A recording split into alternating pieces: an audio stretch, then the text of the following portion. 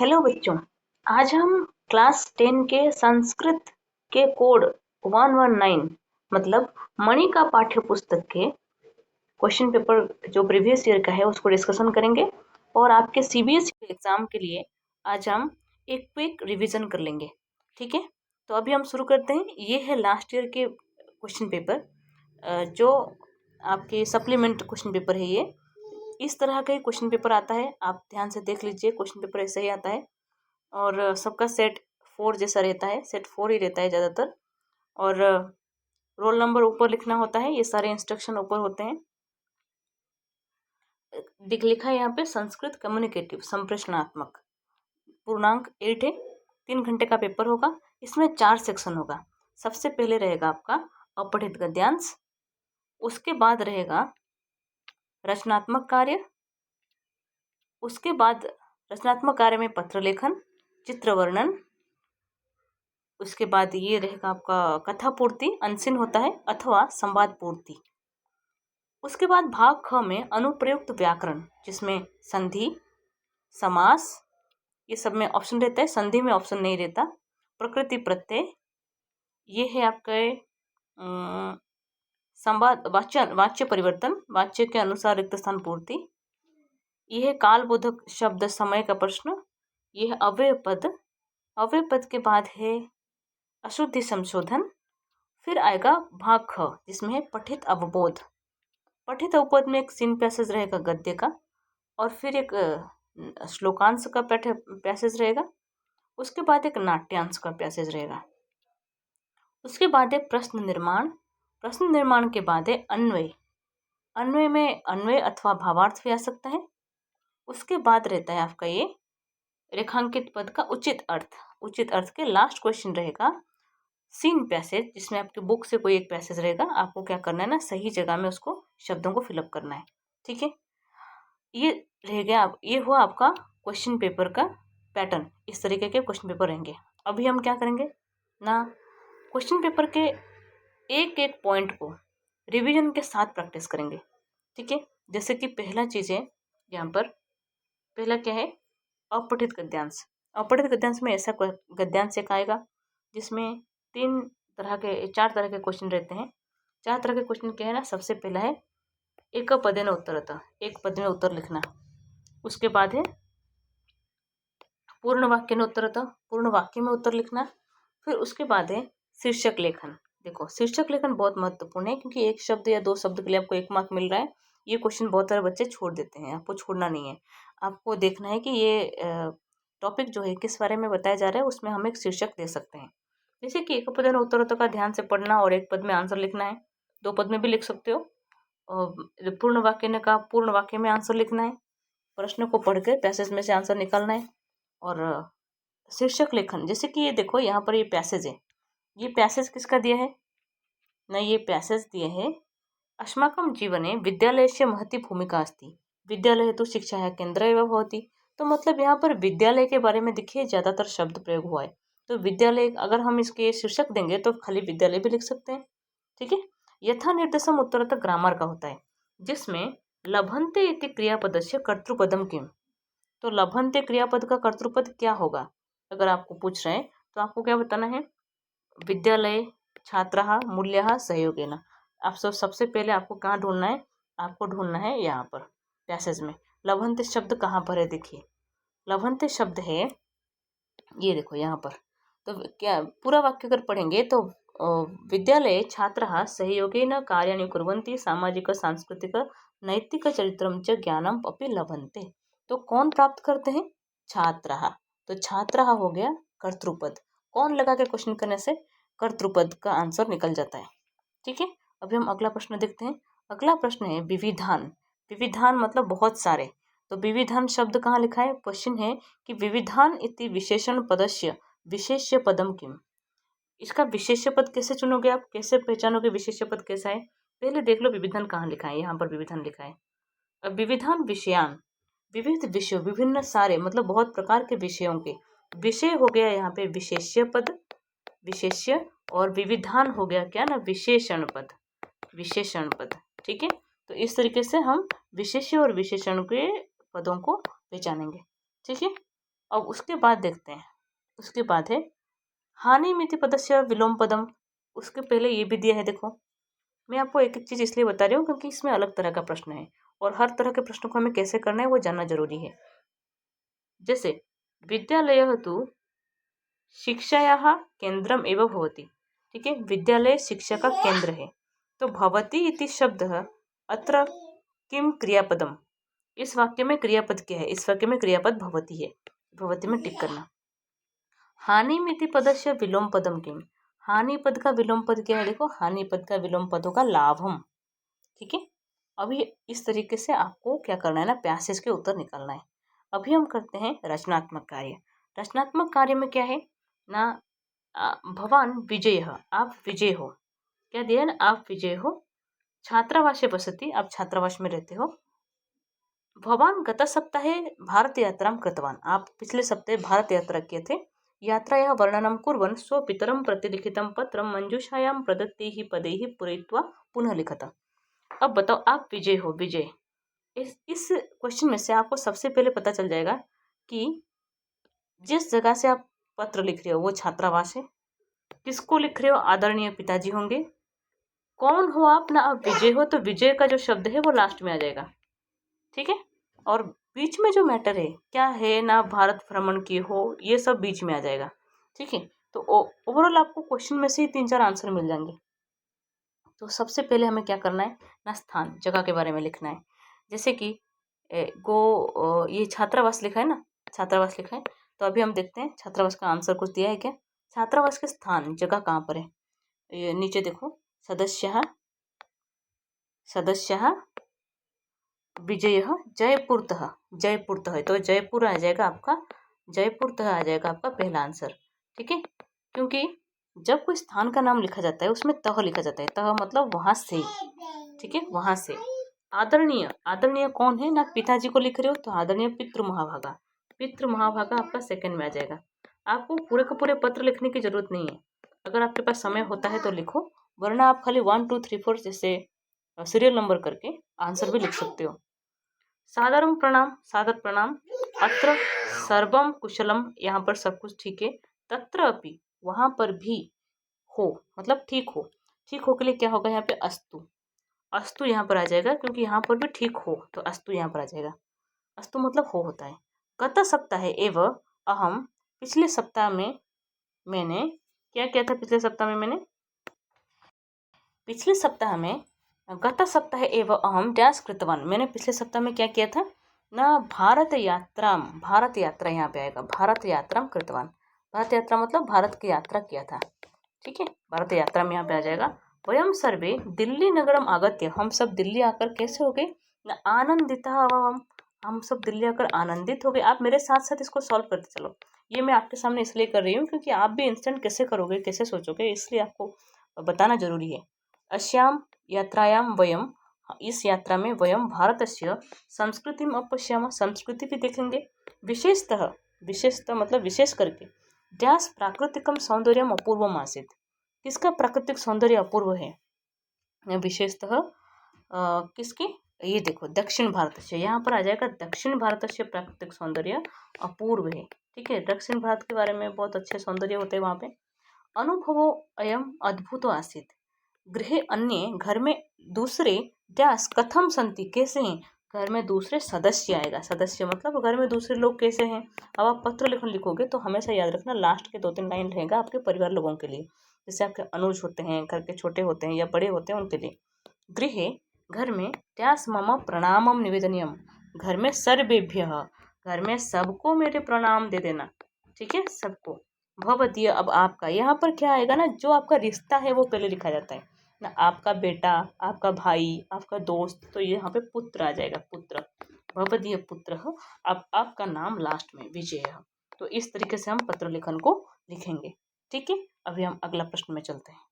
अगला प्रश्न है चित्र वर्णन। चित्र वर्णन बहुत इजी क्वेश्चन है, अगर आप कर पाओगे इसमें 5 मार्क आराम से मिल जाएगा। और इसमें क्या करना है आपको, कुछ नहीं, अस्मिन चित्र सब में लिख दो। क्या लिखोगे सब में, अस्मिन चित्र, जैसे कि ये है एक चिड़ियाघर का चित्र, नीचे शब्द लिखा है पशवः, जंतुशाला, कंडकः, चित्रकः, अनेके, मयूरः दृश्यन्ते। तो सबसे पहले लिखना है ये किस जगह का चित्र है, तो लिख दो एतत् जंतुशाला या चित्रमस्ति, या फिर एक सिंपल सेंटेंस लिखोगे अस्मिन् चित्रे। ठीक है, क्या होगा ना, अस्मिन् चित्रे जंतुशाला अस्ति। क्या लिखना है, जंतुशाला अस्ति, इस चित्र में जंतुशाला है। ठीक है, पहला क्वेश्चन याद रखना। तो 3 शब्द अस्मिन् चित्रे अस्ति, ये 3 शब्द याद रखना। अगर बहुवचन है तो उसके जगह पर संति लिखना है, एक वचन है तो उसके जगह पर अस्ति लिखना है। ठीक है, अब नेक्स्ट है, इसमें बहुत सारे क्या हैं, बहुत सारे दर्शक हैं, बहुत सारे पशु भी हैं। तो लिखेंगे अस्मिन् अत्र, अत्र मतलब यहाँ पर। ठीक है, अस्मिन् चित्र की जगह पर अत्र लिख दो। अत्र अनेक, अनेक या बहवः लिख सकते हो, बहवः मतलब बहुत सारे। पशवः, पहला वर्ड लिखा है देखो पशवः, पशु मतलब पशु हैं, बहुत सारे पशु हैं। संति मतलब हैं। ठीक है, दर्शकः, अत्र दर्शकः दृश्यन्ते, अत्र मतलब यहाँ पर। दर्शक, बहुत सारे दर्शक है ना, दर्शकः दृश्यन्ते, दृश्यन्ते शब्द दिया है ना, दृश्यन्ते लिख सकते हो या फिर संति भी लिख सकते हो, आपकी मर्जी। व्याकरण की दृष्टि से बस वाक्य सही होना चाहिए, बाकी वाक्य में चित्र में जो दिख रहा है उसको भी आप लिख सकते हो, जो यहाँ पर बुक में बॉक्स में दिया है उसको भी लेकर लिख सकते हो। सिंपल लिखना है तो अस्मिन् चित्रे क्या है, अस्मिन् चित्रे ये है, ये सब लिख सकते हो। अस्मिन् चित्रे जन्तवः सन्ति, अस्मिन् चित्रे मयूरः अस्ति, अत्र उष्टग्रीवः अस्ति, अत्र बालकाः सन्ति, अत्र बालकाः पश्यन्ति। इस तरीके से 5 वाक्य आराम से बना के हम 5 मार्क आराम से ले सकते हैं। अब मैं सिर्फ आपको ट्रिक बता रही हूँ किस तरह से आपको मार्क्स लेना है। इसमें अथवा में देखो क्या दिया है ना, निबंध जैसा लिखना है, अनुच्छेद लिखना है। अनुच्छेद में थोड़ा सा अवॉइड करो, क्योंकि अनुच्छेद में आपके पास लिमिटेड वर्ड होते हैं, चित्र में आपके पास ज़्यादा वर्ड होते हैं, क्योंकि चित्र को देखकर भी हम लिख सकते हैं। ये देखो यहाँ पर एक कथा पूर्ति, मंजूषा को देखकर एक कथा पूर्ति करना है। यहाँ पर एक वर्ड के लिए हाफ मार्क होता है, आपकी मर्जी, आप चाहे कथा पूर्ति करो या संवाद पूर्ति करो। जैसे कि मैं यहाँ पे एक संवाद पूर्ति कर लेती हूँ, कथा पूर्ति में ज़्यादा शब्द है, करने से भी अच्छा है। गलत होगा तो हाफ की जगह पे 1 मार्क कटेगा।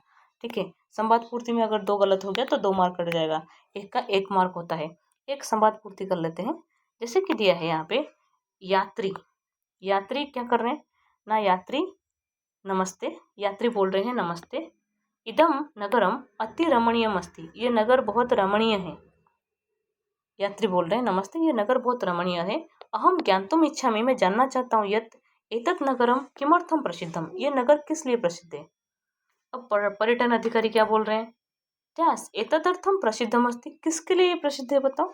इसमें क्या हो सकता है, अत्र अनेकानि दर्शनीय स्थानानि सन्ति, यहाँ पर बहुत सारे दर्शनीय स्थान है इसलिए ये प्रसिद्ध है। यात्री, देहरादून नगरम कस्य प्रदेशस्य राजधानी अस्ति, देहरादून किसका राजधानी है, ये देखो नंबर 2 यहाँ पर, उत्तराखंड प्रदेशस्य राजधानी देहरादून नगरम अस्ति।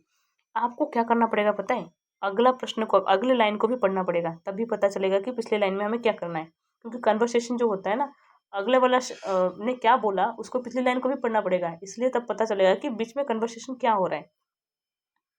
पर्यटन अधिकारी नंबर 2 हो गया। यात्री, महोदय किम अस्य नगरस्य समीपे अन्य दर्शनीय स्थलानि सन्ति, क्या इस नगर के पास दूसरे दूसरे पर्यटन स्थान है।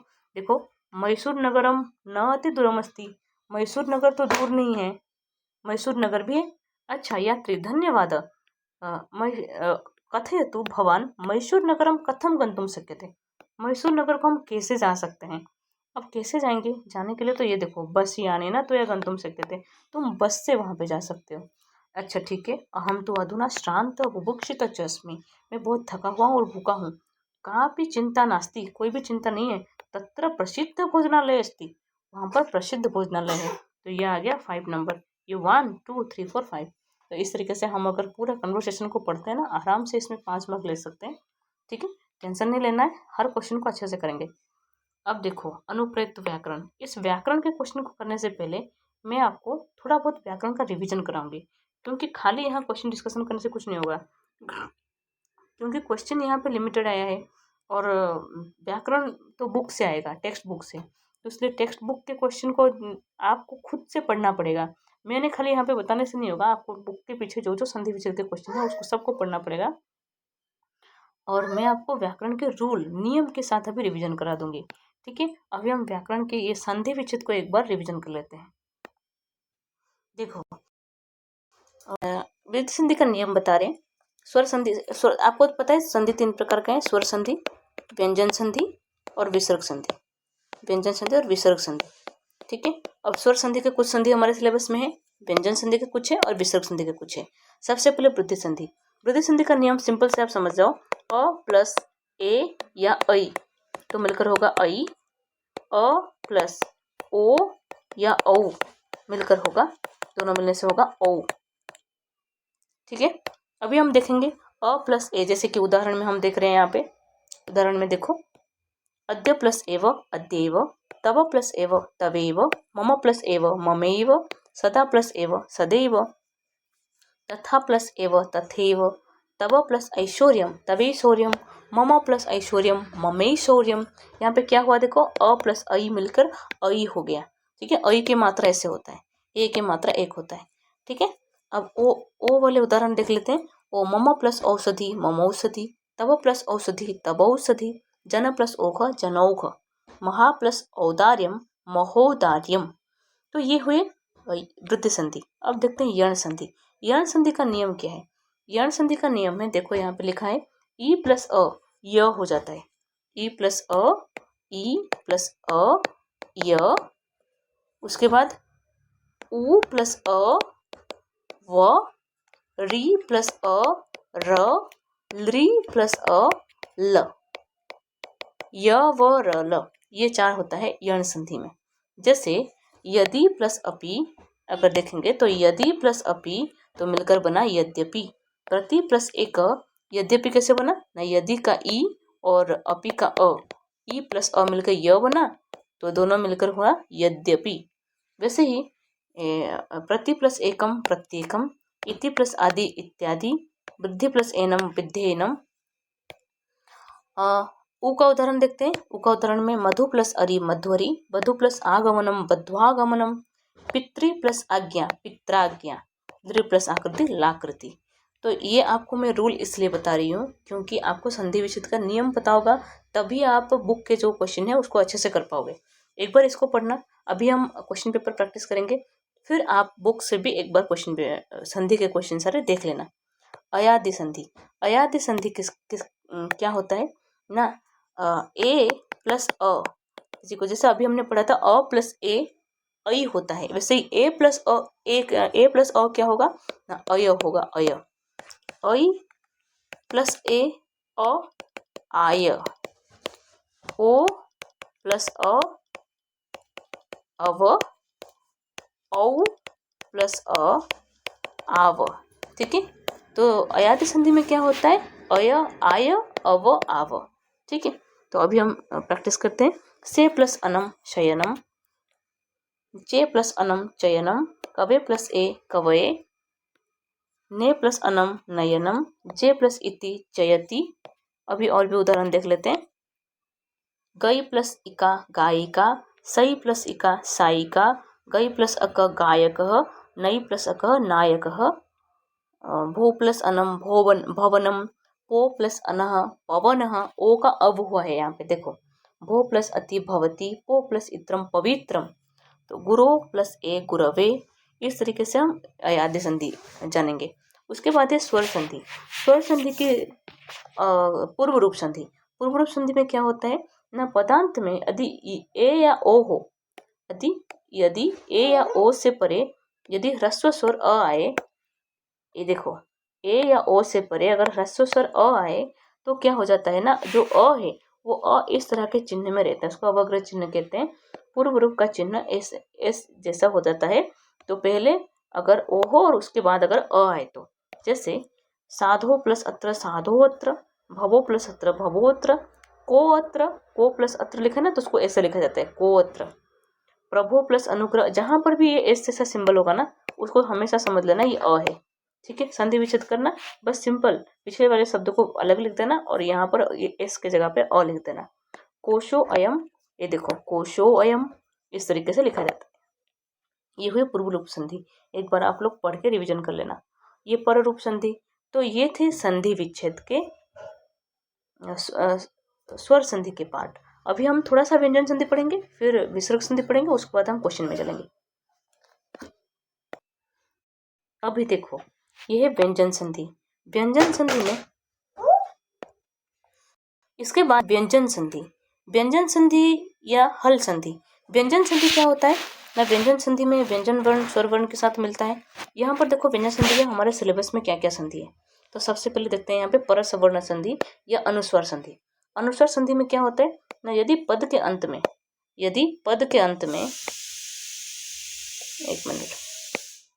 अंत में म आए तो उसके बाद कोई व्यंजन आए तो म के स्थान पर अनुस्वर हो जाता है। जैसे देखो हरिम प्लस वंदे। हरिम क्या हुआ ना, हरिम के अंत में म आया, उसके बाद वंदे में व्यंजन वर्ण आया, वो व्यंजन वर्ण है, तो म हलन प्लस ये व्यंजन वर्ण मिलकर क्या बना, हरिम वंदे। ठीक है। उस तरह से राज्यम कुर्वन्ति, पाठम पठति, दोनों देखो अलग अलग लिखा जाएगा, चित्रम चित्रम दुष्टम दृष्टम।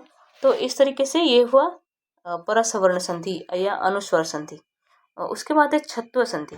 छत्व संधि में क्या होता है ना, देखो तत् प्लस शिव तच्छिव। उदाहरण मैं आपको बताते जा रही हूँ। तत् प्लस शिव तच्छिव, जगत प्लस शत्रु जगत शत्रु, तत् प्लस श्रुत्वा तच्छ्रुत्वा, यहाँ पर ऐसे होगा तच्छ्रुत्वा। और क्या है ना, और है यहाँ पे अनु प्लस छेद अनुच्छेद। ये तुकागम संधि होता है जिसमें ह्रस्व स्वर के बाद छ आने पर च का आगम होता है। ह्रस्व स्वर के बाद देखो ह्रस्व स्वर ये है अनु उ, उसके बाद अगर छ आता है तो च का आगमन होता है। जैसे अनु प्लस छेद अनुच्छेद, या अनु प्लस छेद खाली छेद है, दोनों जब मिल जाएगा तो बनेगा अनुच्छेद। ठीक है। अभी उसके बाद देखते हैं अनुनासिक संधि। सत प्लस मति सन्मति। इसमें क्या होता है ना, वर्गीय व्यंजन के बाद अनुनासिक वर्ण आने पर वर्गीय व्यंजन को अपने वर्ग का 5वां अक्षर माना जाता है। देखो अगर जैसे मैं उदाहरण बताती हूँ, जगत प्लस नाथ, वर्गीय व्यंजन के बाद अगर अनुनासिक वर्ण आए, ये त है वर्गीय व्यंजन है। अब इसके बाद न आया, न भी 5वां वर्ण है ना, क च ट त प। इसके 5वां वर्ण क्या है ना, क का होगा ग, च का छ जन्य, ट का ठ ढ ण, त का थ धन्न, प का प फ भ म। अगर 5वां वर्ण है संधि में आगे, जो आगे वाला शब्द है उसमें, तो फिर जो ये इस तरफ लेफ्ट साइड में जो वर्ण लिखा है त का भी 5वां वर्ण हो जाएगा। त का 5वां वर्ण क्या है ना, त का 5वां वर्ण भी न है। तो शब्द क्या बनेगा, जगन्नाथ। नो दो न आया यहाँ पे, देख रहे हो जो दो न आया कैसे यहाँ पे।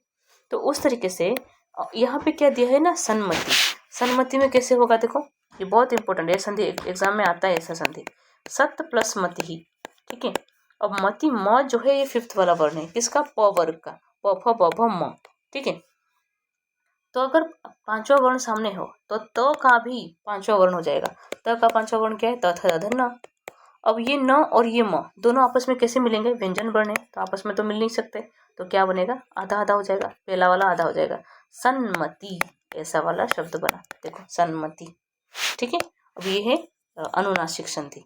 और उसके बाद देखते हैं हम कौन सा संधि ना, वर्गीय प्रथम अक्षर का तृतीय वर्ण में परिवर्तन हो जाना। वर्ग के प्रथम अक्षर तृतीय वर्ण में कब परिवर्तन होते हैं, यहाँ पर देखो संक्षेप में बताएं तो, यदि पदांत में वर्ग के प्रथम वर्ण से परे कोई स्वर वर्ण अथवा व्यंजन वर्ण हो, व्यंजन वर्गों के तीसरा चौथा अथवा यर लव हो, तो उनमें से कोई एक वर्ग हो तो क्रमशः उसी वर्ग का तृतीय वर्ण हो जाता है। जैसे दिक् प्लस गज दिग्गज। क वर्ग का तृतीय वर्ण क्या है, क ख ग। च वर्ग का तृतीय वर्ण क्या है, च छ ज। ट वर्ग का तृतीय वर्ण ट ठ ड, और त वर्ग का तृतीय वर्ण त थ द।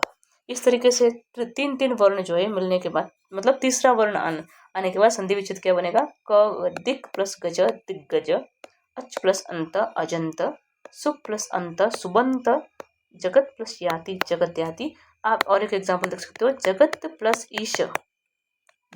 ईश क्या बनता है, जगदीश। जगदीश कैसे बना, तो का ही द बन गया। ठीक है, तृतीय वर्ण, ये उसका उदाहरण है। वर्ग के प्रथम वर्ण का तृतीय वर्ण हो जाना। वैसे ही वर्ग का प्रथम वर्ण का पांचवा वर्ण होना भी होता है। जैसे यहाँ पे देखो भयंकर, भयम प्लस कर, भयम प्लस कर क्या बना ना भयंकर, ये आगे जो वर्ण है ना उसी का ही पांचवा वर्ण बना है यहाँ पे भयंकर। जैसे भय शब्द कैसे बना भय क र, ऐसा बनेगा भयंकर। ठीक है, वर्ग का प्रथम वर्ण का पांचवा वर्ण हो जाता है। तो इस तरीके से बहुत सारे संधि यहाँ पे समरी दिया है उसके सारे संधि का। अभी बुक से मणिका पाठ्य पुस्तक से कुछ संधि का उदाहरण देखो। तत् प्लस निधि, सत प्लस निधि, सन्निधि, ये भी त का न हो गया। ठीक है, वर्ग का प्रथम वर्ण का पांचवा वर्ण हुआ। सम प्लस चय, संचय, न्य हो गया यहाँ पे। पदच्छेद अनुनासिक संधि है, पदच्छेद पदच्छेद। सट प्लस एते सड़ेते, कस्मिंचित कस्मिंचित, श्चित, तत् भक्ष्यति तद भक्ष्यति। तो इस तरीके से यहाँ पे उदाहरण है, आप भी बुक से पढ़ लेना। उत्व संधि, उत्व संधि में क्या होगा ना, ये विसर्ग संधि हो गया। विसर्ग संधि में पहला दिया उत्व संधि। उत्तर्क संधि में देखो जो पहला शब्द होता है संधि विच्छेद का, बालक, छात्र, मन, तेज, मन, यश, अध, इन सब में किसी में भी विसर्ग से पहले कोई मात्रा नहीं है, मतलब दूसरा स्वर नहीं है। जब विसर्ग से पहले अ के अलावा कोई दूसरा स्वर नहीं होता है तो विसर्ग का ऊ हो जाता है और उस ऊ का बाद में ओ हो जाता है। इतना सिंपल याद रखो। जैसे बालक वदति, विसर्ग का ओ हो गया, बालको वदति। छात्र हसति, छात्रो हसति। मनर्ह रथ, मनोरथ, ये अलग अलग क्यों लिखा गया ना, ये क्रियापद है। मनः हर, मनोहर। तेजः धनम, तेजोधनम। यशः गानम, यशोगानम। इस तरीके से हमने क्या किया ना, स्वर संधि के विसर्ग संधि के उत्व संधि को जाना। अभी ऋत्व संधि का रिविजन कर लेते हैं। ऋत्व संधि र कहाँ पे होता है ना, जब विसर्ग के बाद, विसर्ग से पहले कोई मात्रा या दूसरा स्वर हो। जैसे भानु प्लस अयम, तो भानु में जो ऊ की मात्रा है और अयम में क्या है ना, अ है। ठीक है, ऊ की मात्रा का क्या हो गया, र हलंत हो गया, रत्व हो गया। अब रत्व जब यहाँ पे हो गया, ऊ की मात्रा का विसर्ग का रत्व हो गया। जब विसर्ग का रत्व हो गया, र हलंत प्लस अ मिलके क्या बना, खाली र। तो शब्द क्या बना ना, भानु, और र में अ मिला तो र यम, तो शब्द बनेगा भानुरयम। मुनिर्गत में कैसे हुआ, मुनिर्गत, मुनिर्ग में विसर्ग का र हलंत हो गया। ठीक है, अब र के साथ ग दोनों ही व्यंजन वर्ण है, नहीं मिल पाएगा तो हलंत वाला वर्ण मतलब आधा वर्ण है, तो ये आधा वर्ण ग के ऊपर चला गया, तो जैसे बना मुनिर्गत। वैसे ही साधुर्गत, शत्रुहंती, मुनिरागत। रागत कैसे हुआ बताओ, र के पास आ मिला, जब र हलंत के साथ आ मिल गया, स्वर वर्ण है ना, तो आ के साथ र हलंत मिलने से मात्रा बन गया, रा बन गया। पर व्यंजन वर्ण नहीं मिल पाता है, जिस वजह से वो ऊपर जाता है। स्वर वर्ण मिल जाता है तो मात्रा बन जाता है। सिंपल है बहुत। उसके बाद ये लोप संधि। लोप संधि में क्या होता है ना, यदि विसर्ग से पहले अ हो और विसर्ग से परे अ को छोड़कर कोई और स्वर हो तो विसर्ग का लोप हो जाता है। जैसे विसर्ग से पहले अ हो, विसर्ग के पहले यहाँ पे कुछ नहीं है तो अ है, कुछ नहीं है मतलब अ होता है। ठीक है, अगर हलंत नहीं हो तो, विसर्ग है तो हलंत कैसे होगा। और उससे विसर्ग से परे अ हो, विसर्ग से परे भी यहाँ पे देखो अ को छोड़कर दूसरा वर्ण, अ को छोड़ के यहाँ पे दूसरा स्वर लिखा गया है तो विसर्ग का लोप हो जाता है। लोप मतलब विसर्ग वहाँ पे नहीं होता है, हट जाता है विसर्ग। तो सर्वेभ्य एव, अतएव, कह उवाच, क उवाच, इस तरीके से विसर्ग लोप संधि होता है।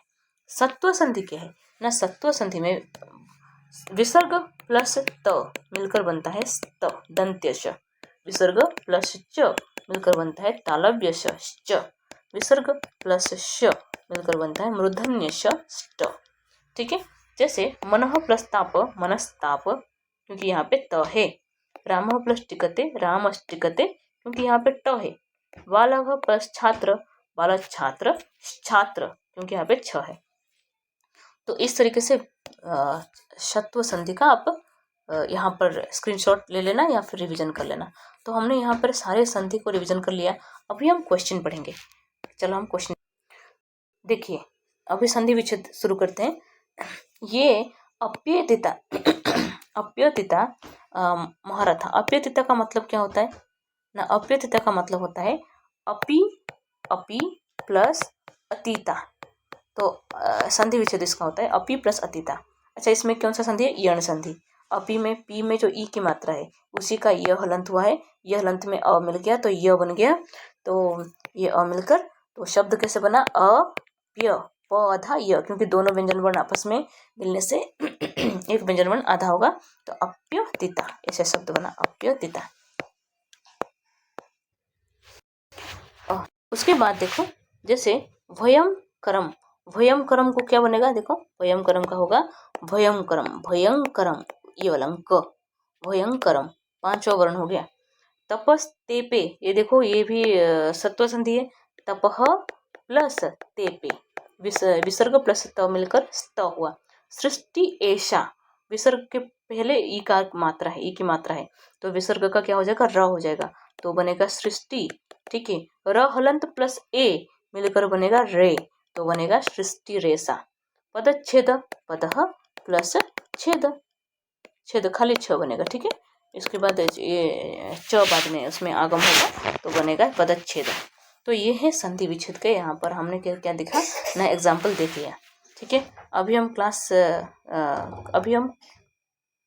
क्वेश्चन नंबर 6 देखेंगे। क्वेश्चन नंबर 6 में क्या है, समास विग्रह। समास विग्रह से पहले भी मैं आपका थोड़ा सा क्विक रिवीजन करना चाहती हूँ, ताकि ये क्वेश्चन तो एग्जाम में नहीं आएगा, पर रिवीजन करने से आपका ये टॉपिक अच्छे से क्लियर हो जाएगा, उसके बाद हम ये क्वेश्चन करेंगे। तो अभी हम पहले समास समझ लेते हैं। अभी हम देखेंगे समास। समास में सबसे पहले है तत्पुरुष समास। तत्पुरुष समास किसे कहते हैं ना, जिसका उत्तर पद प्रधान होता है, जिसका पूर्व पद पहला पद होता है ना, पहले पद में हमेशा विभक्ति रहता है, याद रखना। तत्पुरुष समास के पहले पद में विभक्ति रहता है, और जब दोनों शब्द जुड़ जाता है तो पहले पद का जो विभक्ति है उसका लोप हो जाता है, खाली जो मूल शब्द है उसके साथ दूसरा शब्द जुड़ जाता है। जैसे विद्यायाः, विद्यायाः आलयः, ये तत्पुरुष समास का उदाहरण है। विद्यालयः, विद्यायाः में विभक्ति लगा, षष्ठी व्यक्ति, विद्या का, आलय मतलब घर। अब विद्यायाः का रूट वर्ड क्या है, विद्या, अब इसके साथ आलय मिल गया और उसके साथ मिलकर बनेगा विद्यालय। ठीक है, तो ये होता है समास का उदाहरण। अभी तत्पुरुष समास के उदाहरण देख लेते हैं। जैसे यहाँ पर दिया है,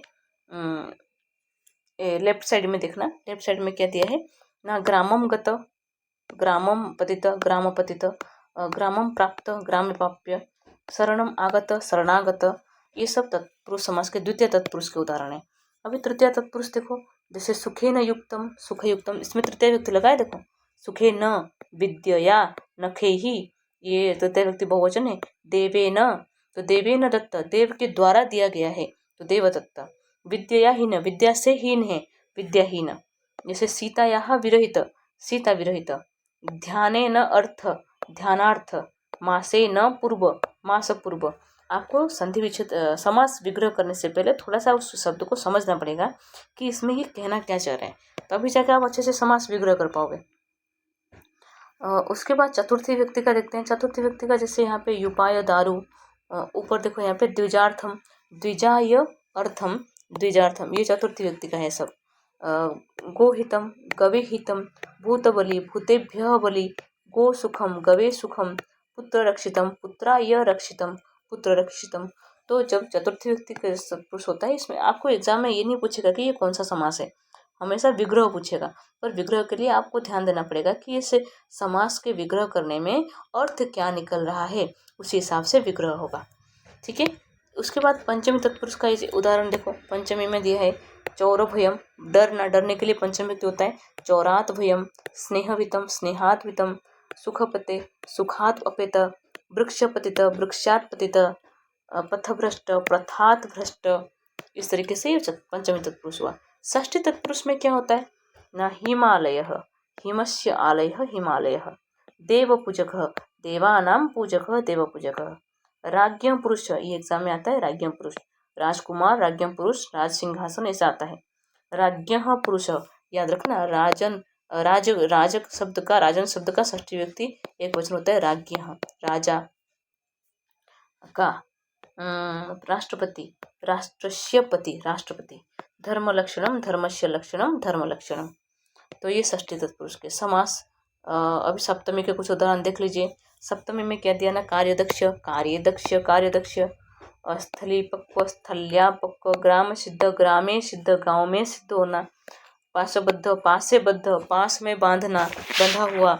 तो आप राइट साइड में देखो हिंदी अर्थ दिया है, आप वहाँ से भी देख सकते हो। यहाँ देखो मैं हर जगह में लगा है। मैं कहाँ लगता है, अधिकरण कारक में, सप्तमी व्यक्ति में मैं लगता है। ठीक है। अभी हम उपपद तत्पुरुष समास देखते हैं। उपपद तत्पुरुष समास किसके लिए होता है ना, जहाँ पे क्रियापद होता है। जैसे कुंभम कार, कार मतलब होता है करना, कुंभम करोति इति कुंभकार। यह याद रखना। जब कहीं शब्द में कार शब्द लगा है, इसमें स्वर्णकार होता है, स्वर्णम करोति इति स्वर्णकार, कुंभकार कुंभम करोति इति कुंभकार। इस तरीके के शब्द में उपपद तत्पुरुष होता है। नए तत्पुरुष समास एग्जाम में बहुत आता है। जैसे नए तत्पुरुष समास में क्या होता है ना, ये नेगेटिव नकारात्मक शब्द के लिए होता है। जैसे असत्यम, न सत्यम इति असत्यम, न सत्यम। इसमें क्या लगता है, न लगता है विग्रह में, और समस्त पद में अ लगता है, अ। ये सब में देखो आप अ लगाए, और ये सब में न लगाए। असमर्थ न समर्थ, असक्त न सक्त, अनृतम न नृतम, अविद्या न विद्या, अनश्वम न अश्वम, अनंतम न अंतम। ठीक है। तो इसका तत्पुरुष समास का और भी एक उदाहरण है यहाँ पर। जैसे तत्पुरुष के और भी भेद होते हैं। द्वंद्व समास, द्वंद्व समास क्या है ना, द्वंद्व समास है कि इतरेतर द्वंद्व है, समाहार द्वंद्व है, एकशेष द्वंद्व है। द्वंद्व समास के कुछ उदाहरण देख लेते हैं। द्वंद्व समास में दोनों पद प्रधान होते हैं। जैसे यहाँ पे दिया है माता च पिता च मातरो, माता पितरो। इसमें माता पितरों की जगह पे कभी कभी खाली पितरो भी लिखा होता है। ठीक है। और हमेशा याद रखना, द्वंद्व समास में जो विभक्ति होती है वो लास्ट वाले पद का होता है। जैसे राधा कृष्णऊ, राधा च कृष्ण च राधा कृष्णऊ, हरिश्च हरश्च हरिहरऊ, अहि नकुलम अहिश्च नकुलश्च। दोनों पद प्रधान है। कहते हैं ना, इन दोनों में अहि नकुल संबंध है, मतलब सांप और नेवले के संबंध है। तो दोनों का नाम इम्पोर्टेंट है। शीतोष्ण, शीत भी है और उष्ण भी है। तो शीतच्च उष्णच्च दोनों पद प्रधान है यहाँ पे, कोई किसी से कम नहीं है। एकस्य द्वंद्व, एकस्य द्वंद्व में वही माता पितरो, लव कुशो, हरिहरो, इस तरह के समास को द्वंद्व समास कहते हैं। अविभव समास, अविभव समास में क्या इंपॉर्टेंट है ना, कुछ पद होते हैं स्पेशली, आपको ध्यान देना पड़ेगा कि वो पद किस शब्द के लिए प्रयोग किया जाता है। जैसे कि यहाँ पर शब्द है अनु, अनु का प्रयोग होता है योग्य के लिए, पश्चात के लिए। ठीक है। जैसे कि रूपस्य योग्यम अनुरूपम, यमुनाया पश्चात अनु यमुना, अनु मतलब पीछे, पुत्रस्य पश्चात अनुपुत्रम, विष्णु पश्चात अनुविष्णु, कालस्य पश्चात अनुकालम, गुणानाम योग्यम अनुगुणम। ऐसे ही उपशब्द का प्रयोग कहाँ होता है ना, उपशब्द का प्रयोग होता है समीपम के लिए। ये याद रखते जाना, उपशब्द का प्रयोग समीपम के लिए। उपगंगम गंगाया समीपम, उपकृष्ण कृष्णस्य समीपम, उपनगरम नगरस्य समीपम, उपमंदिरम मंदिरस्य समीपम, उपगिरम गिरेः समीपम, उपकुलम कुलस्य समीपम। इस तरीके से होता है उपशब्द का प्रयोग। उसके बाद कौन सा शब्द का प्रयोग हुआ, उस सब का ये उपशब्द का एक बार पढ़ लेना। स शब्द का प्रयोग कहाँ पे होता है, स कहाँ पे लगता है ना, सदृश्यम के पास में और सह के पास में। जब उसके जैसा हो तो स होता है, और उसके साथ में हो तो स होता है। जैसे स चक्रम चक्रेण सह, स जनकम जनकेन सह। और याद रखना, विग्रह में तृतीय व्यक्ति भी लगता है, चक्रेण सह, क्योंकि स शब्द के लिए तृतीय व्यक्ति का प्रयोग होता है। तो सपुत्रम पुत्रेण सह, सखी सख्या सदृशम। ठीक है। उसके बाद है निर शब्द का प्रयोग कहाँ होता है, निर भी नेगेटिव वर्ड के लिए होता है, जहाँ पर अभाव के अर्थ में निर लगता है। जैसे निर्जन, ये द्वीप एकदम निर्जन द्वीप है। निर्जन मतलब जहाँ पे कोई इंसान नहीं है। जनानाम अभाव, निर्मखिकम मखिकानाम अभाव, निर याद रखना अभी अभाव के लिए। निर्विघ्नम विघ्नानाम अभाव, निर्जलम जलस्य अभाव, निसंदेहम संदेहस्य अभाव। ठीक है। अभी प्रति शब्द का प्रयोग कहाँ होता है ना, प्रतिवर्षम वर्षम वर्षम प्रति, प्रतिदिनम दीनम दीनम प्रति, प्रति मतलब हर एक दिन, प्रत्येकम एकम एकम प्रति, प्रतिमासम मासम मासम प्रति, प्रतिग्रामम ग्रामम ग्रामम प्रति, प्रत्यक्षम अक्षम अक्षम प्रति, प्रति मानवम मानवम मानवम प्रति। इस तरीके से प्रति शब्द का प्रयोग होता है। लास्ट में हमेशा देखना इति लगेगा। ठीक है। और जो शब्द है ग्रामम सपोज, तो ग्रामम 2 बार आएगा। अक्षम सपोज, अक्षम 2 बार आएगा। प्रति मानवम हो, मानवम 2 बार आएगा, और लास्ट में इति लगेगा। कुछ ट्रिक है, उसको याद रखो। प्रति अहनम अहनी अहनी इति, प्रति गृहम गृहम गृहम इति। इस तरीके से प्रति शब्द का प्रयोग होता है। तो इस यहाँ पर प्रतिशब्द यथा, यथा शब्द का एग्जाम में भी आता है। यथा होता है किसके लिए ना, अनतिक्रम्य के लिए। अनतिक्रम्य मतलब होता है अतिक्रम नहीं करना। ठीक है। जैसे कि यथाशक्ति, शक्तिम अनतिक्रम्य यथाशक्ति, मतिम अनतिक्रम्य यथामति, कालम अनतिक्रम्य यथाकालम, स्थानम अनतिक्रम्य। अनतिक्रम्य मतलब अतिक्रम नहीं करना, उसको यथा कहते हैं। तो यहाँ पर भी समास के सारे प्रश्न खत्म होते हैं। हाँ, कुछ दो समास बच गए। दो समास क्या बचे हैं इसमें ना, कर्मधारय। सबसे पहले क्या है, कर्मधारय। कर्मधारय समास भी है। कर्मधारय में क्या होता है ना, पूर्व पद और उत्तर पद में विशेष्य विशेषण संबंध होता है। विशेष्य विशेषण संबंध, और दोनों समान विभक्ति में होते हैं। दोनों समान विभक्ति में होते हैं। समान विभक्ति में जैसे आएगा अगर नीलम अंबरम। नीलम अंबरम क्या होता है ना, ये होता है कर्मधारय समास। नीलम अंबरम, ठीक है। पीतम अंबरम, नीलम अंबरम, नीला आसमान होता है ना, तो नीलम अंबरम दोनों समान व्यक्ति में, पीतम अंबरम दोनों समान व्यक्ति में। तो ये होंगे कर्मधारय समास। और एक है बहुब्रीहि समास। बहुब्रीहि समास का क्या है ना, जिसमें अन्य पद प्रधान होता है। जैसे दशानन, दश आनन यस्य सह, दशानन।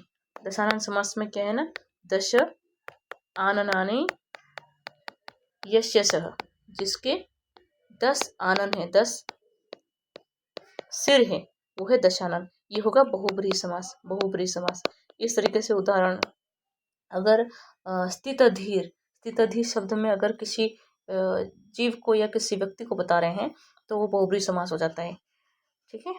तो ये हो बहुब्रीहि समास के उदाहरण। तो अभी हमने सारे समास को रिवीजन कर लिया है। अभी हम करेंगे कि क्वेश्चन, जो क्वेश्चन पेपर में है उसका प्रैक्टिस करेंगे। तो चलो क्वेश्चन, जैसे क्वेश्चन नंबर 6 में शारदा सर्वम ददाति इति, सर्वम ददाति। अब देखो शारदा जो है स्त्रीलिंग शब्द है, तो सर्वम ददाति सब कुछ देती है, सा लिखा है, तो इसलिए सर्वदह नहीं होगा, सर्वदम भी नहीं होगा, सर्वदा होगा, सर्वदा, क्योंकि स्त्रीलिंग शब्द है इसलिए सर्वदा, ठीक है। व्यास नारदो, व्यास अभी मैंने बताया द्वंद्व समास है, व्यासश्च नारदश्च। कभी कभी ऐसा लिखा होगा व्यासश्च लिखा होगा, क्यों, क्योंकि विसर्ग प्लस च मिलकर च हुआ है, इसमें कंफ्यूज नहीं होना है। विसर्ग प्लस च मिलकर ही च हुआ है, तो व्यासश्च नारदश्च ऐसे भी लिखा होगा तो वो भी सही होगा। तो ये वाला आंसर होगा सही, ठीक है। अब इसके बाद है अस्मिन् अवसरे सेतु निर्माणम अपि क्रियते। सेतोः निर्माणम, सेतु मतलब सेतु के निर्माण, इसमें सेतु में विभक्ति लगाए, विभक्ति को हटा देंगे तो बनेगा सेतु निर्माणम, सेतु निर्माणम अपि भविष्यति। अब यथोचितम, यथोचित में क्या होता है ना, उचितम अनतिक्रम्य यथोचितम, जो उचित को क्रॉस नहीं करना उसको यथोचित कहते हैं। इसमें क्योंकि यथोचितम ये सही नहीं है, यथा उचितम होता तो हो जाता, पर यथा चितम लिखा है ये सही नहीं होगा, तो यही वाला सही होगा। चंचो देशे, चंचो देश, चंचो हो विसर्ग है यहाँ पे, चंचो हो, चंचो देशे मतलब चंचू देश में, तो होगा चंचू देशे, ये वाला आंसर सही होगा। ये तत्पुरुष समास का उदाहरण है। तो इस तरीके से हमने समास के क्वेश्चन को रिवाइज किया। अभी देखते हैं क्वेश्चन नंबर 7 में प्रकृति प्रत्यय संयोज्य। प्रकृति प्रत्यय, इसके पहले मैं आपको सारे प्रकृति प्रत्यय रिवीजन कराऊंगी। ये वीडियो को आप अंत तक देखोगे ना, आपके रिवीजन करने की जरूरत ही नहीं पड़ेगी, आपको यहीं पर ही आपके सारे रिवीजन हो जाएगा। मैं बहुत सोच समझ कर ये वीडियो सब बनाई हूँ, हर एक क्वेश्चन पर क्वेश्चन से पहले रिविजन, उसके बाद जाके क्वेश्चन, ठीक है। एक बार ध्यान से देखना। अभी हम प्रकृति प्रत्यय का रिविजन देखो। प्रत्यय, यहाँ प्रत्यय क्या क्या है, बहुत सारे प्रत्यय, पर आपके सिलेबस में क्या क्या प्रत्यय है वो देखेंगे। जैसे कि यहाँ पर दिया है तबियत प्रत्यय। तबियत प्रत्यय में क्या क्या होता है, तबियत प्रत्यय में ना तबियत और अन्य प्रत्यय। तबियत में प्रच प्लस तबियत मिलकर क्या होगा, प्रष्टव्य। और स्त्रीलिंग में क्या होगा ना, ये 3 लिंग में प्रयोग होता है, प्रष्टव्या प्रष्टव्यम। वैसे ही द्रष्टव्य द्रष्टव्या द्रष्टव्यम। और है तबियत प्रत्यय का और क्या उदाहरण है, भवितव्य, भू प्लस तबियत प्रत्यय, भवितव्य, भवितव्य पुल्लिंग में, भवितव्या स्त्रीलिंग में, भवितव्यम नपुंसकलिंग में। दातव्य दातव्य दातव्या दातव्यम। अच्छा, ये 3 लिंगों में प्रयोग कैसे होगा, वाक्य के अनुसार। अगर वाक्य में जो शब्द है, आने वाला शब्द जिसके लिए ये शब्द प्रयोग किया गया है, वो अगर स्त्रीलिंग शब्द है तो फिर स्त्रीलिंग शब्द का प्रयोग होगा। अगर वो नपुंसकलिंग का शब्द है तो नपुंसक का प्रयोग होगा। अगर ये पुल्लिंग शब्द है तो पुल्लिंग का प्रयोग होगा। उसके बाद क्या है ना, भोक्तव्यम भोक्तव्य भोक्तव्या भोक्तव्यम, स्मर्तव्य स्मर्तव्या स्मर्तव्यम। इस तरीके से तबियत प्रत्यय हुआ। अभी देखेंगे अनियर प्रत्यय। अनियर प्रत्यय का उदाहरण कैसे होता है, जैसे कि दा प्लस अनियर दानीय। दा प्लस अनियर का स्त्रीलिंग में क्या होगा, दानिया दानियम। नमनीय नमनीयः नमनीया नमनीयम। रक्षणीय का रक्ष प्लस अनियर रक्षणीयः रक्षणीया रक्षणीयम। ठीक है। तो लेखनीय, जैसे कि लेखनीय दिया, लेखनीय में लेखनीया लेखनीयः लेखनीया लेखनीयम। कथनीयः कथनीया कथनीयम। स्नानीय स्नानीय स्नानीयम। तो ये सब तो पहले शब्द बनता है अनियर प्रत्यय मिलने के बाद। बाकी 3 लिंगों में प्रयोग इस तरीके का होता है। ठीक है, एक बार आप लोग इसको भी रिवीजन कर लेना। मतु प्रत्यय का भी 3 लिंगों में प्रयोग होता है। जैसे बुद्धि, बुद्धि प्लस मतु बुद्धिमत होता है। पर अगर पुल्लिंग शब्द का प्रयोग हुआ है, बुद्धिमान बालकः, बुद्धिमती स्त्री, तो बुद्धिमान बुद्धिमान बुद्धिमती इस तरह का। बुद्धिमत किसी भी नपुंसक लिंग का प्रयोग करेंगे तो बुद्धिमत होगा। जैसे भगवान शब्द का भग शब्द का मतु प्रत्यय, भगवत भगवान भगवन भगवती या भगवत। भगवत शब्द होता है, इसमें पुल्लिंग में भगवान, स्त्रीलिंग में भगवती, नपुंसक लिंग में भगवत। ये वतु प्रत्यय का भी प्रयोग उसी के साथ होता है। जैसे बल प्लस वतु बलवत, बलवान, बलवान पुल्लिंग में, बलवती स्त्रीलिंग में, बलवतः नपुंसकलिंग में। गुणवन का गुणवान गुणवती गुणवत। ठीक है, इस तरीके के वतु प्रत्यय का प्रयोग हुआ। एक बार आप लोग यहाँ पर देख लेना, विद्यावान विद्यावती विद्यावत। तो ठक प्रत्यय का प्रयोग कहाँ होता है, ठक प्रत्यय वेद प्लस ठक मिलकर बनता है वैदिक। इक प्रत्यय लगता है ठक में इक आता है। वेद प्लस ठक वैदिक, धर्म प्लस ठक धार्मिक, शब्द प्लस ठक शाब्दिक।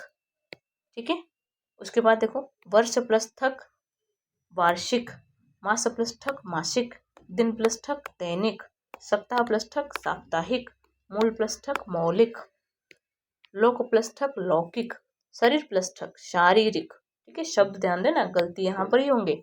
शरीर प्लस लक शारीरिक नहीं लिख लेना, शारीरिक नहीं होगा, शारीरिक होगा। ठीक है, जैसे कि देव प्लस ठक दैविक, भूत प्लस ठक भौतिक, आत्मा प्लस अध्यात्म प्लस ठक आध्यात्मिक। ठीक है, ये पहला शब्द जो है ना वो दीर्घ हो जाता है, आत्मा प्लस ठक आत्मिक। उसके बाद देखो त्व प्रत्यय, त्व प्रत्यय में क्या होता है ना, पटु प्लस त्व पटुत्व, महत् प्लस त्व महत्व, मित्र प्लस त्व मित्रत्व, मधुर प्लस त्व मधुरत्व। तो प्रत्यय में खाली त्व बचता है लास्ट में। मानव प्लस त्व मानवत्व, सुंदरत्व, स्वत्व, देवत्व, इस तरीके का त्व प्रत्यय का प्रयोग होगा। तल प्रत्यय का प्रयोग कहाँ होता है, तल प्रत्यय का प्रयोग होता है लास्ट में ता बचता है। देखो सब में लास्ट में ता बचता है तल प्रत्यय में। मानव प्लस तल मानवता, महत् प्लस तल महत्ता, शुष्क प्लस तल शुष्कता, जन प्लस तल जनता, दुर्लभ प्लस तल दुर्लभता। इस तरीके के शब्द का प्रयोग होता है, तल प्रत्यय से प्रयोग होकर ता बचता है। प्रियता, मधुरता, हीनता, वीरता, दुर्जनता, मनुष्यता, विद्वत्ता, इस तरीके के प्रत्यय होते हैं। अब देखो 2 प्रत्यय और बचा स्त्रीलिंग शब्द में टाप प्रत्यय। जैसे आर्य प्लस टाप आर्या, टाप प्रत्यय में आ की मात्रा आता है। वैश्य प्लस टाप वैश्या, वृद्ध प्लस टाप वृद्धा, सुत प्लस टाप सुता, शिष्य प्लस टाप शिष्या। पर ध्यान देना जिसमें क लिखा है लास्ट में, जैसे कि बालक शब्द, बालक प्लस टाप क्या बनेगा, बालक प्लस टाप बनेगा बालिका। क्या बनेगा, बालिका। इसमें ई की मात्रा भी आएगा और आ की मात्रा भी आएगा। जैसे सेवक प्लस टाप सेविका, ई की मात्रा आ की मात्रा दोनों आया है। जैसे आगे देखो यहाँ पे अध्यापक प्लस टाप अध्यापिका, अध्यापक प्लस टाप अध्यापिका, ई की मात्रा और आ की मात्रा दोनों आया है। मूषक प्लस टाप मूषिका, छात्र प्लस टाप छात्रा, क्षत्रिय प्लस टाप क्षत्रिया। इस तरीके के ये हुआ टाप प्रत्यय। नायक का नायिका, पाचक का पाचिका, गायक का गायिका। अब देखेंगे ङिप प्रत्यय। ङिप प्रत्यय में क्या होता है ना, बड़ी ई की मात्रा आता है। बड़ी ई की मात्रा कैसे आएगा, कुमार प्लस ङिप कुमारी, तट प्लस ङिप तटी, सुंदर प्लस ङिप सुंदरी, गौर प्लस ङिप गौरी। सब में बस बड़ी ई की मात्रा लगा देना है। ठीक है, ङिप प्रत्यय लगेगा तो बड़ी ई की मात्रा है मतलब ङिप प्रत्यय है, और रूट वर्ड के साथ मूल शब्द के साथ लगाना है। तो ये हुए सारे प्रत्यय। अभी हम क्वेश्चन करेंगे प्रत्यय के। देखिए अभी हम क्वेश्चन करेंगे प्रत्यय के। दयनीय निधनता, निधनता में क्या बनेगा ना, निधन प्लस ता दिया है तो ता के लिए क्या प्रत्यय होगा, सिर्फ सिंपल तल प्रत्यय। महत्व, महत्वम के लिए कौन सा प्रत्यय होगा, तो प्रत्यय। बुद्धिमतु, बुद्धिमतु, बुद्धिमतु बोले बुद्धि पर क्वेश्चन पढ़ना अच्छे से। युथपति ही, युथपति मतलब पुल्लिंग शब्द है तो बुद्धिमान। ऐतिहासिकम, ऐतिहासिक कैसे बना, इतिहास प्लस ठक ऐतिहासिक। स्थल प्लस गिप क्या बनेगा, स्थल प्लस गिप बनेगा स्थली। तो अभी हम देखते हैं यहाँ पर अव्यय पद, अव्यय पद है वाच्य परिवर्तन, सॉरी वाच्य के अनुसार परिवर्तन करना। वाच्य परिवर्तन में मैं आपको कुछ समझा देती हूँ। यहाँ पे वाच्य 3 प्रकार के होते हैं, कर्तृवाच्य, कर्मवाच्य, भाववाच्य। कर्तृवाच्य सिंपल होता है, सपोज बालकः विद्यालयम या गृहम विद्यालयम गच्छति, ये हो गया कर्तृवाच्य, जिसमें कर्ता प्रधान होता है, कर्ता के हिसाब से क्रिया होता है, कर्म बीच में होता है, कर्म हमेशा द्वितीय विभक्ति में रहता है, कर्ता प्रथमा विभक्ति में रहता है। ठीक है, ये हुआ कर्तृवाच्य, जिसमें कर्ता प्रथम व्यक्ति में, कर्ता कोई भी व्यक्ति में हो सकता है, सॉरी प्रथम व्यक्ति में होता है, कोई भी वचन में हो सकता है। जैसे कि कर्ता बहुवचन है तो क्रिया भी बहुवचन है, कर्ता द्विवचन है तो क्रिया भी द्विवचन है। बालकः गच्छति, बालकाः गच्छन्ति, बालको गच्छतः। परंतु कर्ता हमेशा प्रथम व्यक्ति में रहेगा, कर्म हमेशा द्वितीय व्यक्ति में रहेगा और क्रिया कर्ता के हिसाब से होगा। यह कर्तृवाच्य। कर्मवाच्य क्या है ना, कर्मवाच्य में बालकेन, बालकेन विद्यालयः, विद्यालयः गम्यते, गम्यते। इसमें क्या हुआ ना, कर्ता जो था वो तृतीय व्यक्ति में हो गया, कर्म जो था वो प्रधान हो गया प्रथम व्यक्ति। गम्यते जो क्रियापद है, गच्छति का गम्यते जाया जाता है, ये इसके हिसाब से कर्म के हिसाब से होगा, बीच में जो कर्म है ना इसके हिसाब से होगा, जिस वजह से इसे कहते हैं कर्मवाच्य। और हमेशा देखना जो कर्ता होता है ये तृतीय व्यक्ति में हो जाता है। उदाहरण में याद रखो, बालक और जितने सारे अकारांत पुल्लिंग है वो बालक के न होता है। अहम शब्द का, अहम शब्द का तृतीय व्यक्ति होता है मया, ये याद रखना, ये कुछ कुछ वर्ड। त्वम शब्द का तृतीय व्यक्ति होता है त्वया, ठीक है।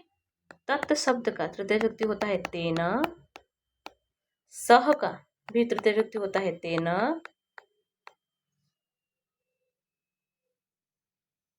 उसके बाद ये हुआ हम तुम हो गया, इतना ही होता है। हाँ हम तुम, हाँ सह का भी तेना हो गया, सह का भी सह तेता तम तेताम तेन ताभ्य हम तय, तया ताभ्य हम तभी तया तया, सह का तया होगा। ठीक है, तो इस तरीके से हमने कर्मवाच्य देखा।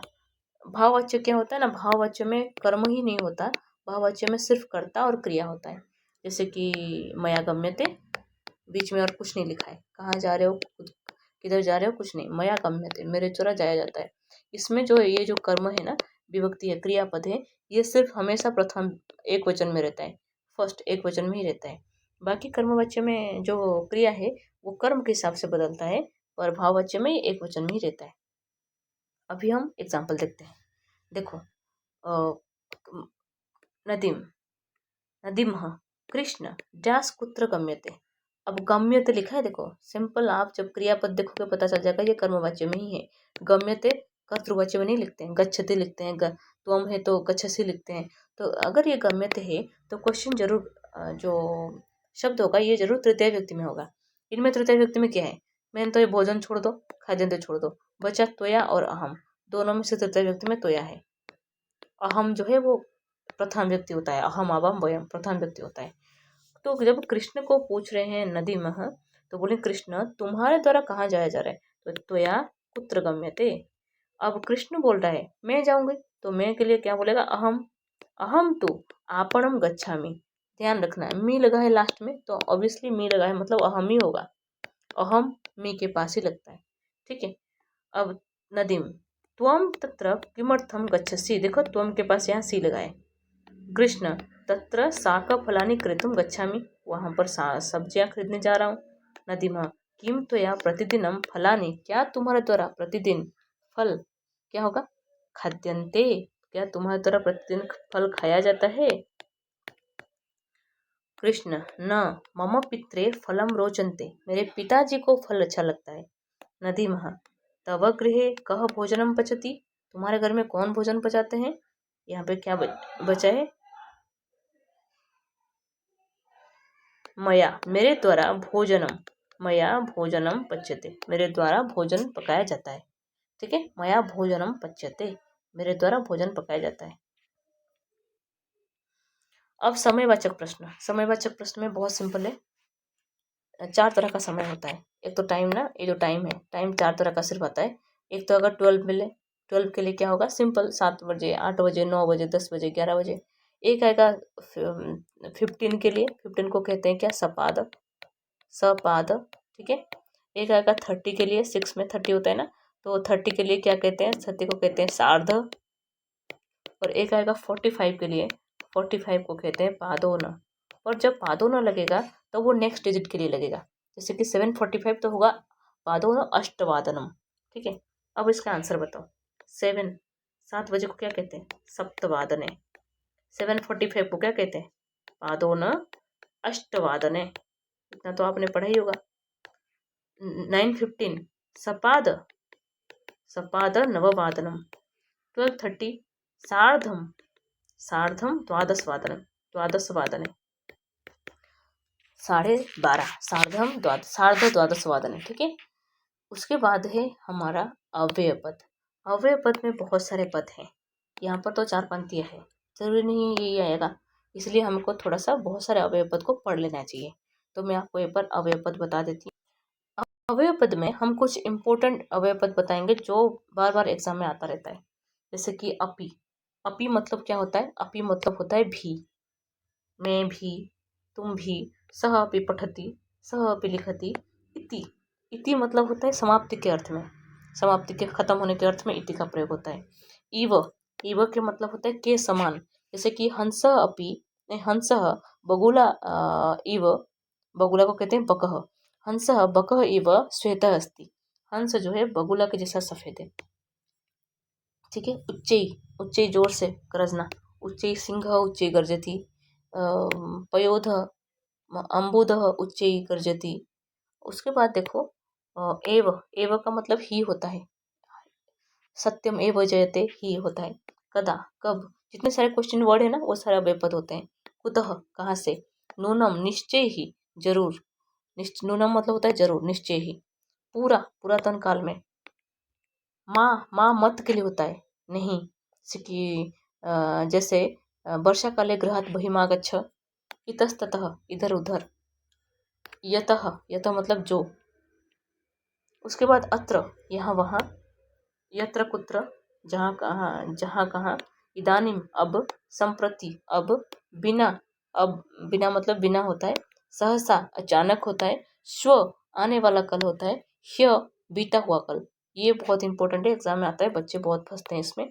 स्व मतलब टुमारो होता है, ह्य मतलब बीता हुआ कल, यस्टरडे होता है। अधुना अब, बही बाहर। वृथा व्यर्थ, कदापि कभी भी। यावत तावत जब तक तब तक। ठीक है। अब किमर्थम किस लिए, शनि शनि धीरे धीरे। तो यहाँ पर भी कुछ अव्यय पद दिया है, देखो बच्चों आप इसका स्क्रीनशॉट ले लेना, एक बार पढ़ लेना, या तो खुद रिवीजन कर लेना। ठीक है। पर ये सारे अव्यय पद को एक बार पढ़ के जाना। ठीक है। यहाँ पर बहुत सारा ये अभ्यास दिया है, तो अभी हम ये सारे अभ्यास भी आप पढ़ सकते हो। अभी हम क्वेश्चन पेपर का अभ्यास ही देखते हैं। ठीक है। चलो क्वेश्चन पेपर का अभ्यास देखो। Dash two, question number 10, question number 10 क्या दिया है, डैश टू वयम एतानि स्थलानि द्रष्टुम उत्सुकाः सन्ति। डैश तो मतलब अधुना, यहाँ पर क्या आ सकता है, जो कंफ्यूज हो ना थोड़ी देर के लिए उसको छोड़ देना। अगला प्रश्न देखना। कलशात डैश विषधर सर्क सर्प विषधर निर्गच्छति। अच्छा, कलश से निकलना, तो कलश से कैसे निकलेगा, कलश मतलब ये कलश होता है, कलश से कैसे निकलेगा, बाहर निकलेगा, तो बहिर, तो यहाँ पे बहिर निकला होगा। ठीक है। उसके बाद वत्स्य तुम इदम चक्रम वांछसी, यहाँ पर देखो क्वेश्चन मार्क है, जब क्वेश्चन मार्क होता है तो क्वेश्चन होता है, तो क्वेश्चन के लिए होगा किमर्थम, तुम किस लिए चक्र चाहते हो। अहम प्रकृति डैश युष्माकम जननी, मैं प्रकृति तुम्हारा अधुना जननी, अभी जननी नहीं होगा, तुम्हारा और जननी नहीं होगा, एवं तुम्हारा ही जननी। ठीक है, तुम्हारी ही माँ। शुश्रूषा श्रवणम च, शुश्रूषा और श्रवण ये द्विगुणा होते हैं। च मतलब और। तो त्यास्तु वयम एतानि स्थलानि द्रष्टुम उत्सुका अधुना। तो पहला वाला यहाँ पे आ जाएगा अधुना। तो यहाँ पे अधुना हो गया, ये बहि किमर्थम एवं च। अभी हम अशुद्धि पद का संशोधन करेंगे। अशुद्धि पद बहुत सारे होते हैं, कभी कभी वाक्य के अलग अलग तरह से अशुद्धि पद होते हैं।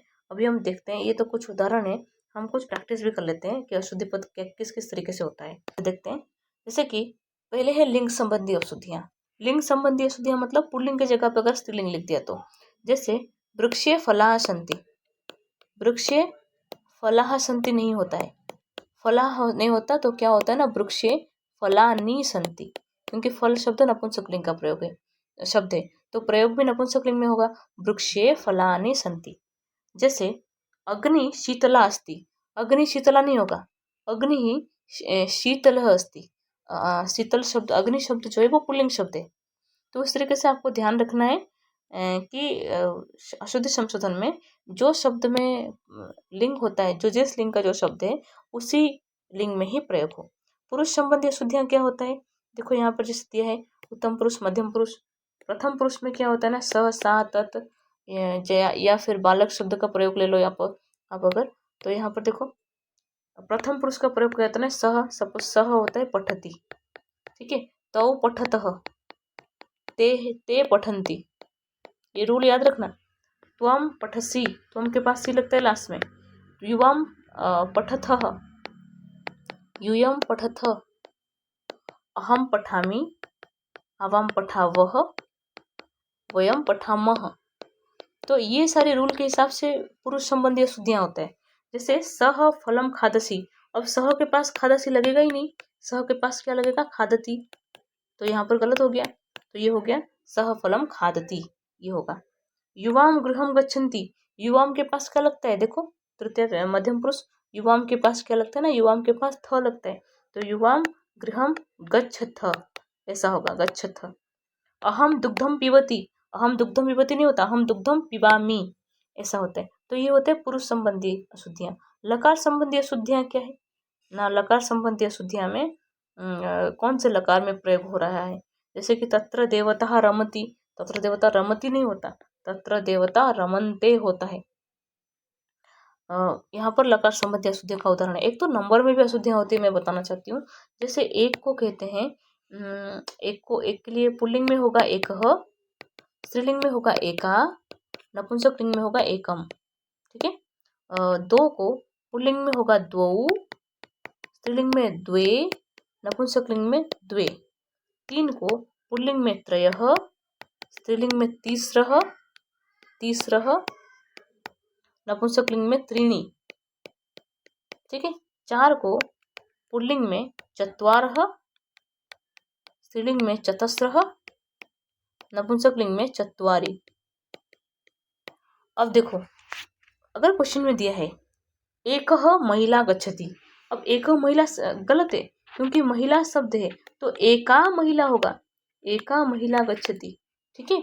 अगर क्वेश्चन में दिया है तत्र चतस्र फलानि सन्ति, चतस्र फलानि, चतस्र मतलब चार, और चतस्र स्त्रीलिंग शब्द है, तो चतस्र फलानि नहीं होगा, चत्वारि फलानि होगा। क्या होगा, तत्र चत्वारि फलानि, चत्वारि फलानि, ऐसे होगा, चत्वारि फलानि सन्ति, ठीक है। फलानि के पास चत्वारि होगा, क्योंकि चत्वारि नपुंसकलिंग का शब्द है।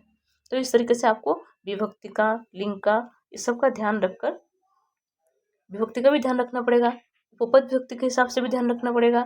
उपपद विभक्ति जैसे कि द्वितीय विभक्ति किसके लिए होता है, तृतीय विभक्ति किसके लिए होता है, वो अशुद्धि संशोधन उसमें भी आता है। सपोज क्वेश्चन दिया है बालकः, बालकः पितुः सह गच्छति, पितुः सह गच्छति, ये गलत है, क्योंकि सह शब्द के लिए, सह शब्द के लिए कौन सा व्यक्ति होता है, तृतीय व्यक्ति, और पितुः शब्द नहीं होगा, पित्रा होगा, पित्रा शब्द, पित्रा सह गच्छति, ठीक है। तो इस तरीके से आपको विभक्ति का भी ध्यान रखना पड़ेगा। जैसे कि द्वितीय व्यक्ति किस किस के लिए होता है, द्वितीय व्यक्ति परितः, उभयतः, इस सब के लिए द्वितीय व्यक्ति होता है। बिना, अभितः।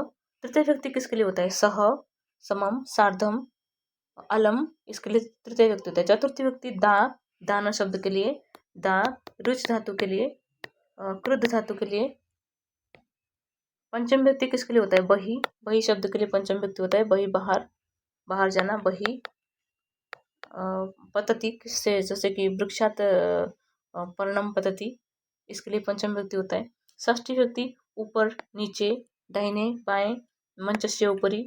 सपोज क्वेश्चन लिखा है मंचम ऊपरी बालक अस्ति, मंचम ऊपरी नहीं होता, मंचस्य ऊपरी होगा, क्योंकि ऊपरी शब्द के लिए षष्ठी व्यक्ति होता है। ठीक है, ऊपरी शब्द के लिए षष्ठी होगा तो होगा मंचस्य ऊपरी, मंचस्य ऊपरी। तो इस तरीके से ऊपरी, अधः, दक्षिणतः, वामतः, उसके लिए षष्ठी व्यक्ति होता है। सप्तमी किसके लिए होता है? ना विश्वसति विश्वास करना, स्नेहति स्नेह करना, कुशलः दक्षः, बहुत कुशल है, बहुत दक्ष है, टैलेंटेड है, तो उसके लिए सप्तम व्यक्ति होता है। ये सारी चीज़ें आपको ध्यान रखनी है किसमें? अशुद्धि संशोधन में। इसलिए मैंने पहले आपको रूल समझाया। अभी हम क्वेश्चन करेंगे। देखिए, जैसे कि क्वेश्चन नंबर 11 में वांग्मयम तपह तपम उच्यते, मैंने सही आंसर ही बता दिया। वांग्मयम तपह होना चाहिए, तपह उच्यते। वांग्मय का तपह कहा जाता है। ठीक है, तपह यहाँ पे कर्तृपद है, याद रखना, कर्तरी प्रथमा, कर्ता हमेशा प्रथम व्यक्ति में रहता है। ठीक है, जिस वाक्य में जो कर्ता होगा वो प्रथम व्यक्ति में रहेगा। मातरः शिशून कथयति, अच्छा मातरः बहुवचन है, शिशून भी बहुवचन है, शिशुओं को, तो कथयति नहीं होगा, कथयन्ति कह रहे हैं। ठीक है, मेषः अश्वशालां प्रविशति भूमेः च लुठति, भूमेः नहीं, भूमि में लूटते हैं तो भूमेः में विसर्ग नहीं है, तो भूमेः होगा यहाँ पे, भूमेः लुठति। उसके बाद आचार्येण कीदृशम अनर्थम कृतः, आचार्य के द्वारा कैसा अनर्थ किया गया? आचार्येण कीदृशः अनर्थम कृतम, कीदृशः, क्योंकि ये सब पुल्लिंग शब्द है। जब पुल्लिंग शब्द है तो कीदृशम नहीं होगा, कीदृशः होगा। ठीक है, यहाँ पे लिंग के हिसाब से अशुद्धि संशोधन है। उसके बाद आपको करना है क्या ना, ये है पठित अवबोध। पठित अवबोध में पैसेज है, यहाँ पर देखो एक पैसेज दिया है, ये मैं आपको नहीं कराऊंगी, आप खुद इसका प्रैक्टिस करना। एक पैसेज है, स्क्रीनशॉट लेके कर सकते हो या बुक से भी प्रैक्टिस कर सकते हो। एक अपदेन उत्तरतः है, पूर्ण वाक्य न उत्तरतः है, निर्देश के अनुसार उत्तर देना।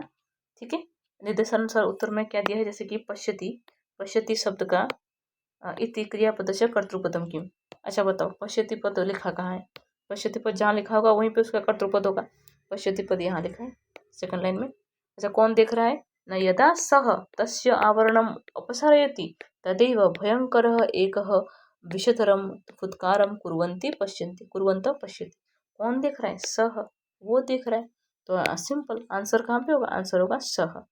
भयंकरम इति पदस्य विशेष्य पदम किम, भयंकर का विशेष्य पद क्या है? न भयंकर एक विषधर सर्प, भयंकर का विशेष्य पद होगा एकम विषधरम, विषधर सांप जो है वो उसका विशेष्य पद है। सर्पम शब्द का पर्याय पद क्या लिखा है? न विषधर, सर्पम शब्द का विषधर, इसमें पर्याय पद लिखा है विषधर। ये देखो, ये देखो श्लोक है, श्लोक में एक पद उत्तर, पूर्ण वाक्य उत्तर, निर्देश के अनुसार उत्तर। निर्देश में भी वही सेम ग्रामर होगा, क्रियापद, विशेष्य, पर्याय पद। तो आपको इसको ध्यान से पढ़ना है। ये है नाट्यांश, एक नाटक दिया है, उसका 3 तरह का क्वेश्चन है, एक पदेन, पूर्ण वाक्य न और निर्देश अनुसार उत्तर। अभी देखते हैं प्रश्न निर्माण। प्रश्न निर्माण में आपको क्या करना है, ध्यान रखना है विभक्ति। क्या विभक्ति? जैसे कि मैं आपको सिर्फ पुल्लिंग शब्द का बता देती हूँ, कह, कौ, के, कम, कौ, कान, केन, काभ्याम, कैहि, कस्मै, काभ्याम, केभ्यः। ठीक है, कस्मात्, काभ्याम, केभ्यः, कस्य, कयोः, केषां, कस्मिन्, कयोः, केषु, कस्मिन्, कयोः, केषु। ये क्या है ना, ये है सब किम शब्द का पुल्लिंग शब्द का रूप। अभी ज़्यादातर क्वेश्चन तो इसमें से आते हैं। अब और कुछ देख लो, स्त्रीलिंग शब्द का अलग रूप होता है, लता शब्द या बालिका शब्द के जैसा। और क्या है ना, अगर संख्या के बारे में क्वेश्चन पूछेगा, संख्या, सपोज 10 नंबर या 5 नंबर या कुछ नंबर पूछ रहा है, तो हमेशा क्वेश्चन होगा कति, कितना। अगर समय पूछेगा, समय, संध्या समय, प्रातः समय के नीचे अंडरलाइन होगा, समय के नीचे अंडरलाइन होगा, तो आप देना उसमें कदा, कब। अगर स्थान के बारे में पूछेगा, स्थान के नीचे अंडरलाइन होगा, किसी भी जगह का नाम, मुंबई, दिल्ली, गुजरात, तो आप उसमें क्वेश्चन देना कुत्र, कुत्र मतलब कहाँ। ठीक है, ये 3 ध्यान रखना। तो अभी हम करते हैं क्वेश्चन। कृषकस्य, कृषकस्य का आंसर क्या होगा?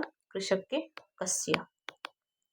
नाशाय, नाशाय मतलब नासा के लिए, कामस्य नाशाय, नाश मतलब विनाश के लिए, ठीक है। कस्मै या किमर्थम कर सकते हो, किमर्थम भी किसके लिए होता है, किमर्थम। कस्मै भी होगा।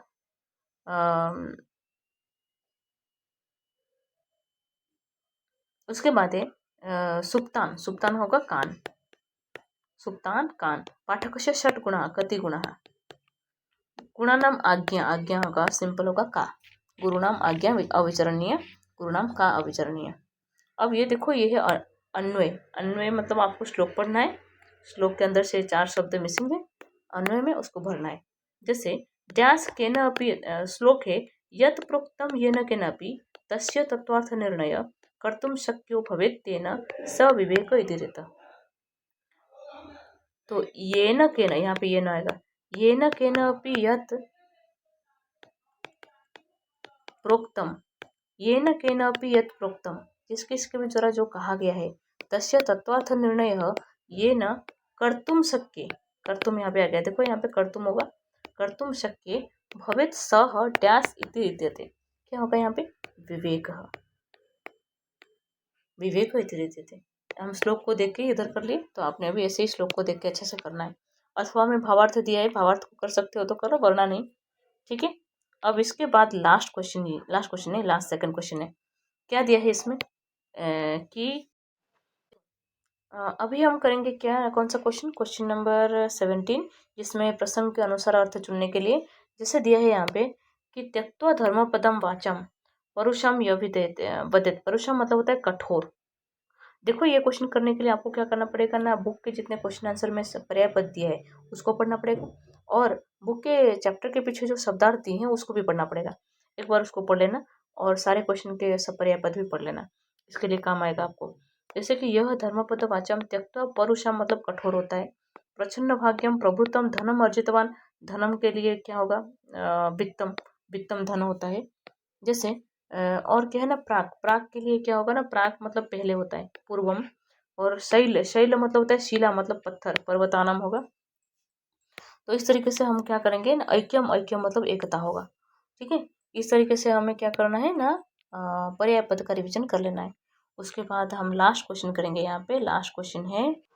तो लास्ट क्वेश्चन हमारा है यहाँ पर क्या ना, कथा पूर्ति, कथा पूर्ति है ना, एक कथा देगा आपको, उसमें से 8 वर्ड मिसिंग होंगे, नीचे देखो हाफ मार्क के क्वेश्चन दिए हैं, आप यहाँ पे देखिए, और हर वर्ड में कौन से डैश में कौन से वर्ड आएगा उसको फिलअप कीजिए, और इस तरीके से आप प्रैक्टिस कर सकते हैं दूसरे क्वेश्चन।